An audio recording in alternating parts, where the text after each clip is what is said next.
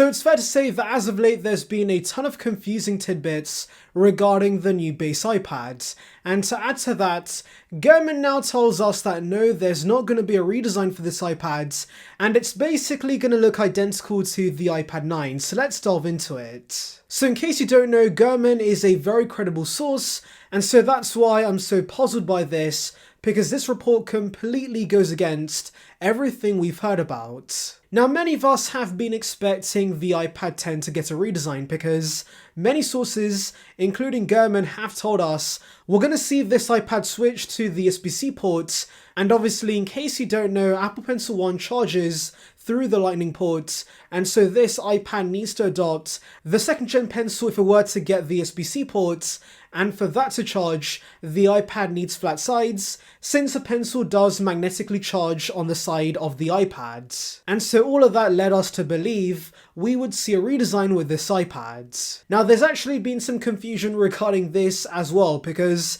I thought it would make sense for this iPad to get a complete redesign, something similar to the iPad Air 4, because Apple in the past has recycled older designs for their base iPads. And so reusing the iPad Air 4 design, but of course giving it thicker bezels, since Apple has done that to their cheaper devices to make them look worse, yeah, that would have been a pretty decent refresh. However, MySmartPrice recently shared some CADs that kinda went against this, and instead showcased a hybrid design that of course has the forehead, chin and the home button from the current design, but with a flat chassis. Now this in itself was pretty confusing, but now Gurman adds to all this confusion and tells us the base iPad is not getting a new design.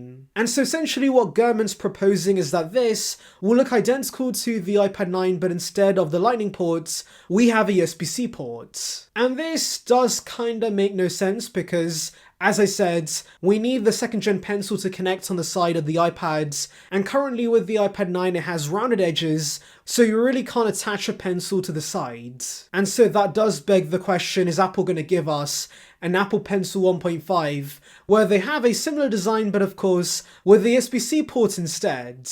I guess I could see that happening, but to be honest, Apple has never designed accessories for the base iPad. It usually recycles accessories made for the higher end models, and so I kinda do doubt this. Now another possibility is of course Apple giving us a USB-C to Lightning adapter in the box of the first gen Pencil, and so of course consumers can use that to charge their Pencil instead.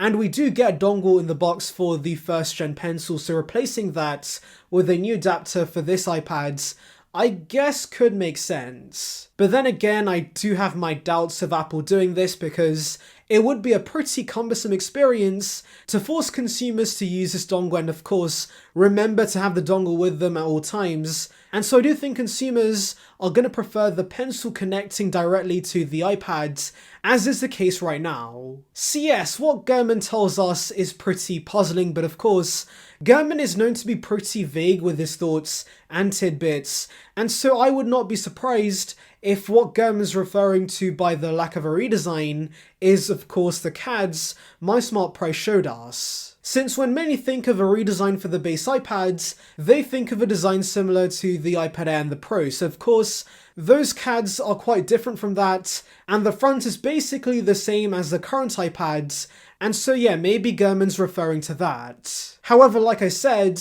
there are still puzzling parts about those CADs. For example, this is taller and wider than the iPad Pro 11-inch and the iPad Air, so this can't use the Magic Keyboards and other accessories. And yes, James does bring up a good point. Third parties can easily produce keyboards for this, but I do think Apple should have a first-party option like they do right now, so of course, the possible lack of that with this design is pretty odd.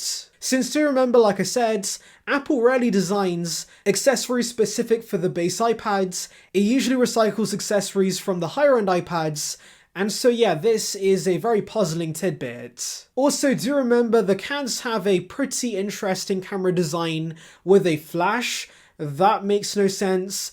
also apparently quad speakers, and thicker side bezels. And so yeah, there's just a ton of confusing information regarding the base iPads, and I'm hoping we get a leak that actually makes sense relatively soon. I guess one positive with Gurman possibly being right is that there would not be a price hike without the redesign, so for those worried about higher prices, I guess Gurman telling us this is great news. Now regarding the release for this iPad, many of us have been expecting a September release since we've been seeing base iPads launch at the September event since 2019. However, it seems Apple might break that cycle with this base iPad. So in case you don't know, Mark Gurman also told us iPadOS 16 is going to be pushed back and it's going to be released with macOS in October instead.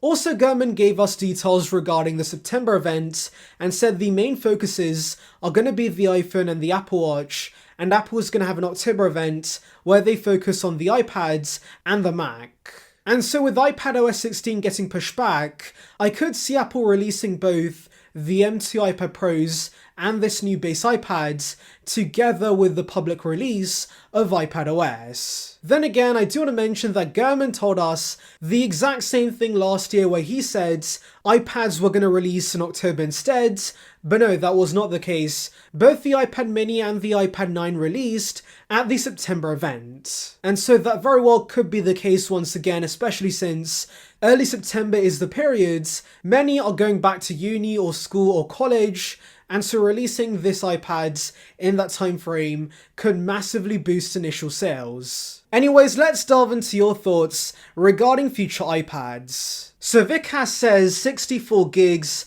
is this 2015? And to be honest, I don't think Apple needs to be grilled for this. It makes perfect sense that the base iPads offers 64 gigs of storage, and that's still more than plenty for most consumers. So yeah, I don't think this is a massive issue. One could complain though about the lack of 128. Apple could offer that as an option like they do with the iPhone as a $50 upgrade.